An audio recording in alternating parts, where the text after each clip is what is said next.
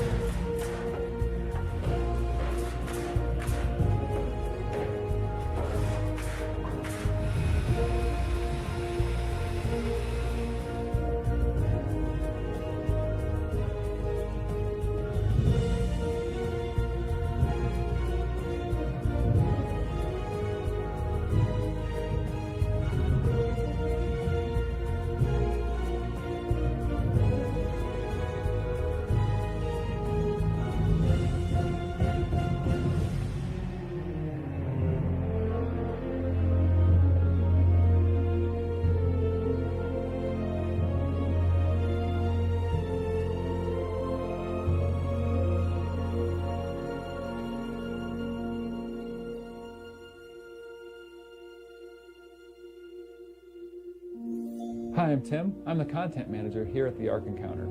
That means that I'm responsible for developing all of the teaching content that you'll see when you visit the Ark.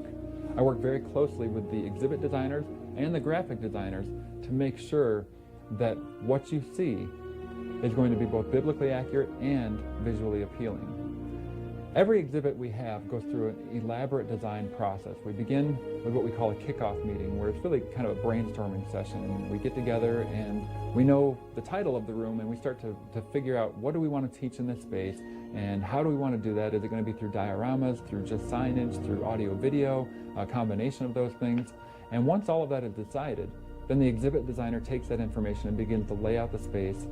At the same time, I'm writing the text for all of the signs and making sure that that text is approved by our review board. Then, once that process is finished, we hand it off to the graphic designers and they start to lay it out on the signs. And I work closely with them to make sure that everything's spelled correctly, and sometimes we have to tweak the wording here and there just a little bit. But at the end of the day, we have a product that is both visually appealing and biblically accurate. I can't tell you how excited I am for everybody to get to see what we've been talking about and working on for the past several years.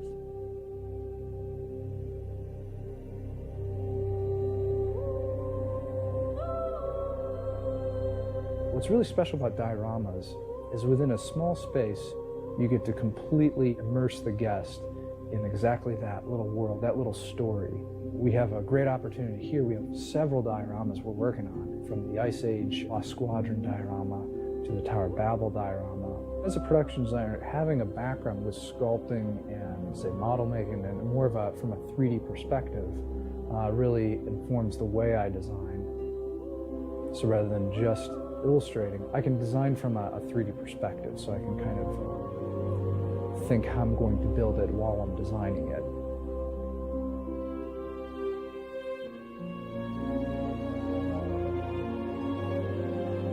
Ark Encounter's been a whole lot of fun and a really great experience.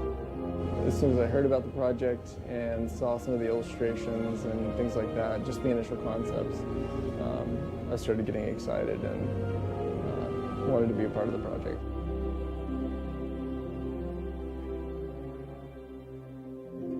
Each hair on the face will be individually hand punched in using a regular sewing needle, but we would take the eye of that needle and break it off so it's kind of like a little hook, and actually hook each individual hair, push it in to the silicone. When you pull it out, the needle comes out, but the hair stays in, and it looks exactly like it's growing out of the skin. And whatever angle you push it in, that's the angle it looks like it's growing. With the ape kind, I'm also doing a silicone skin for that guy. You're going to see a lot of skin through hair. The only way to really get that look is to specifically insert individual hairs at each of, every little pore is going to have a hair coming out of it. It's really going to be amazing. With the giraffe kind, Ben and Jesse took those forms, cut them all up, added styrofoam, sculpted them. Ben and Jesse did all the detail on the face, sculpted the eyes and the ears and everything. Then the bodies are resin coated. Levi did the fur. Now I'm painting them using fabric paints and an airbrush. I'm really excited about just being able to represent a lot of these animals that we have. A lot of them are extinct animals. We only have the remains found in the fossil record. So it's going to be a first for a lot of people to see what the animals could have possibly looked like. I think that's going to be an exciting thing and new for a lot of people to see how we're representing them here.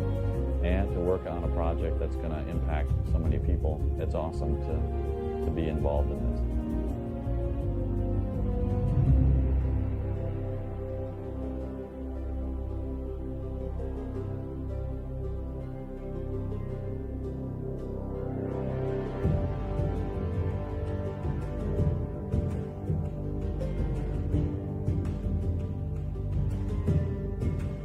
We use this CNC technology. It's the ancient art of timber framing meets modern technology.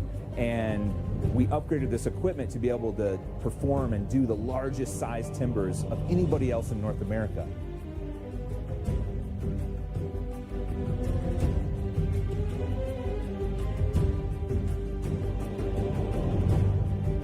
They were dead standing Engelmann spruce logs that were actually harvested out of the forest in Utah. They were responsibly harvested because they were already dead trees that were just taken out of the forest before they rotted, and now they're being repurposed and put into a structure like the Ark so that everybody who comes through it can enjoy the character and the size and the magnitude of these logs. Every one of these logs has to be cut by hand, and it takes about 6 guys 2 days to cut one log. So it's an incredible amount of work. It's very complex, when you're dealing with a large scale like this, the complexity of the connections of how the timbers connect into one another is mind-boggling. When we're done with this, this is going to be the largest timber frame structure in the entire world. It's an engineering feat at a minimum. Hi, I'm Ken Ham, President of Answers in Genesis, the Creation Museum and the coming Ark Encounter. I am amazed every time I come here and stand and look at the size of this full-size ark. It really is amazing. And I'm also amazed too at the way in which God has brought together hundreds of talented people in a miraculous way to make this happen. What a place this will be.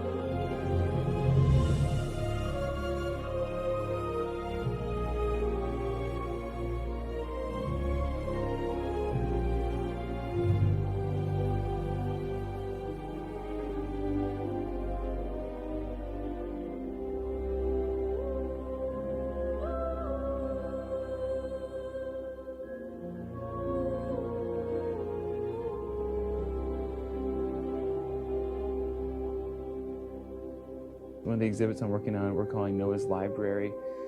So obviously Noah, he would have brought with him animals and food, those things, but we're thinking, would Noah have brought some specific personal items with him also on the ark? And so the library is a space where we're showing some personal things that Noah could have brought along with him on the ark.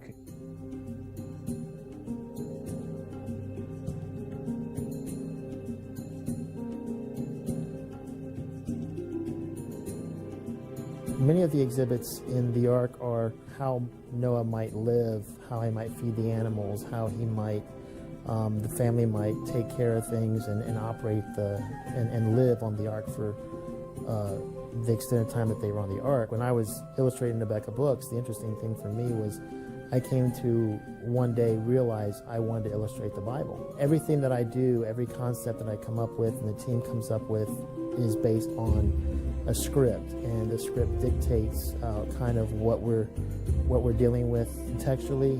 Once the storyline is developed and I know where I'm going, then I lay out the room to make sure that all the key points are being taught in a very logical manner, and then it allows me, once that's taken care of, it allows me to start thinking about how to creatively do it. And I always approach it from the perspective of the guest. How will the guest assimilate this information? Will they enjoy it? Is there anything interesting that I can bring to it that's different? Those are the kind of things I wrestle with, is how do I make this exhibit engaging for the guest? And I put it into a model, a small scale model that captures everything that we want in the exhibit. And then it becomes an easy place to begin to communicate that to Ken and some of the leadership and see if they like it. I work with a content director and other artists and other production designers. A lot of times it takes a little bit of give and take on both entities to kind of get to that really, oh yeah, this is working. Generally for me, what I've found is many times when I'm working on an exhibit and there's others involved, there's a moment where everybody's like, oh yeah, that works great. And eventually it came into something really, really incredible. And when you find that, then you know, oh, we're onto something really good, and then it just kind of like opens up really quick. It's going to be a great exhibit if there's multiple artists involved.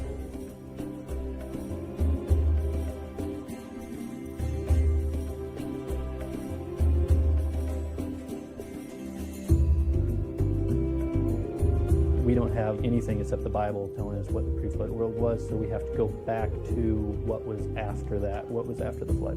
And so we researched those societies, the technology that they had, things that they could do, their religious practices, and things like that. And then we design the dioramas to give us the best layout that we can get visually. And then we go to the fabrication part where we fabricate it, put it all together, make it out of foam. Then there's the sculptors who are digitally sculpting the figures and things that will go in the dioramas. And so once that's done, then it will come to me, and we'll be painting those figures and the dioramas and finishing off with lighting and then installing it. We have 76 cameras positioned at different angles all around the actors. We have 6 projectors projecting noise onto our actors, and that allows the computer program to register between photograph and photograph. Once we get these 76 photos from this 3D scanning rig, we take those photos into some software that's able to figure out where all the camera angles were and stitch those photos together to create a 3D model. When we did the Creation Museum, we hand sculpted about 30 characters. And now with 3D scanning, digital sculpting, and 3D printing, we can create these characters in about a third to a fourth of the time.